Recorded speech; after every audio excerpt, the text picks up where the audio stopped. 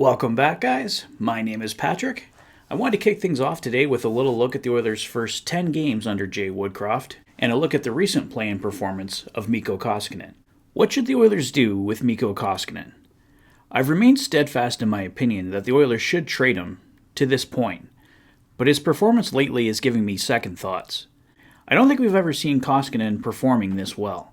His record this year is 19-8-2, with a save percentage of .905 and a goals against average of .302. Overall, the save percentage isn't spectacular, but a 19-8-2 record is impressive. Freelance writer Brian Swan noted these stats. The Oilers haven't lost a game started by Mikko Koskinen or Stuart Skinner since January 20th. In the 16 games since, Koskinen and Skinner combined are 8-0-1 with a 2.30 goals against average and a .921 save percentage. Mike Smith in that same range is 3-4-0 with a 3.55 goals against average and .882 save percentage. 16 games is admittedly a small sample size, but it's those results that have put the Oilers back in the race.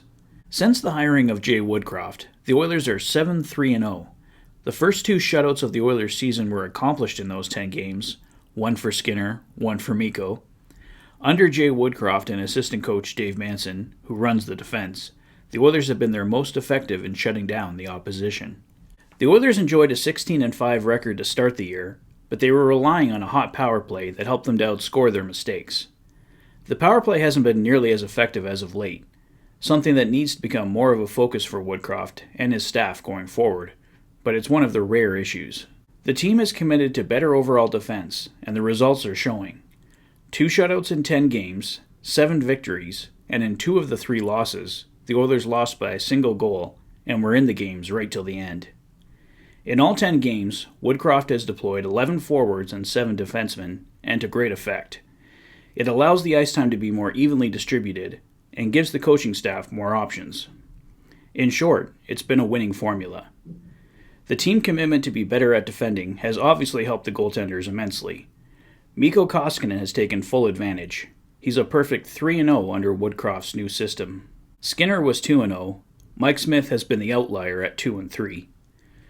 Smith had a strong bounce-back game against Carolina, and I think he's the goalie to watch going forward. Can his strong play continue, or was the Carolina game a one-off? Having Mike Smith signed for next season at $2.2 million continues to worry me. He couldn't stay healthy this year, and his play has been inconsistent when he has been in. Is there any reason to believe things will be any better next year? It's pretty much a certainty that Stuart Skinner will be in the Oilers' tandem next season, and having Smith as his partner is a bad mix to me. Skinner should be even better next year, but he will undoubtedly struggle at times. Every goalie does, and he should realistically still be splitting the games with another goalie. You want somebody reliable in that tandem. Could Mikko Koskinen be that guy next year? I'm not entirely sold yet, but I'd be lying if Koskinen wasn't making me think about it. The biggest knock against Koskinen has always been his $4.5 million cap hit. He wouldn't have that next year. The other problem has been consistency, something he seems to be finding this year. If Koskinen were to come back, Smith would need to go. I'd be a lot more comfortable with Koskinen at $2 million right now over Smith at $2 million. Another thing in Koskinen's favor, his teammates clearly love him. They know he's taken a beating in the media and by fans over the years, and they've been in his corner, encouraging and supporting him. But it's still too early to make final judgments for next year.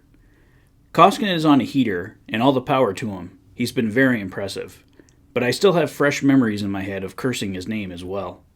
Let's see how the rest of the year plays out. The trade deadline could see the departure of Koskinen or Smith, or it could tell us that Holland is placing his faith in them.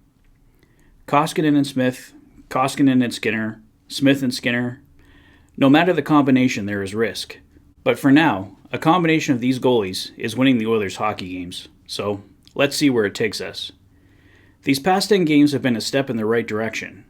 If the team can stay on course, the playoffs, and possibly more, could be in their future.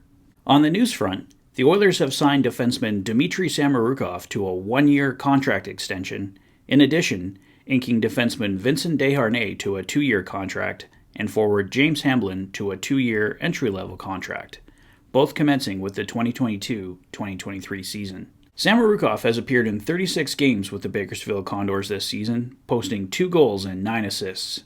He made his NHL debut on December 29th against the St. Louis Blues. It was a bit of a struggle for him that night, but still a lot of confidence in him going forward. Desharnais has appeared in 42 games with the Condors this season, posting 5 goals and 15 assists. And James Hamlin has registered 12 goals and 8 assists in 39 games with the Bakersfield Condors this season. Also of note, David Pagnotta of the Fourth Period is reporting the Oilers are one of 10 teams with representatives at tonight's Buffalo Sabres-Toronto Maple Leafs game. So I guess we can start the speculation as to which players they might be looking at. And just before I wrap up tonight, I wanted to share the following video the Oilers released via social media today. The video marks the return of Duncan Keith to the United Center in Chicago. The Oilers take on the Blackhawks tomorrow night. It's an awesome gesture by his teammates and coaches, and I just love how it shows how tight this group is. Really hope the Oilers continue to release similar content in the future. This is the kind of stuff that fans love to see. Well, that's all for me for tonight, guys. Let me know your thoughts in the comments section below. If this is your first visit to the channel and you like what you see, please consider liking and subscribing for all the latest Oilers content. You've been watching the Oilers Fanatic. Thanks for being a fan. Have a great evening, guys, and I'll see you tomorrow night for the Fanatic Rundown following the Oilers and Blackhawks. Take care, guys. See you soon.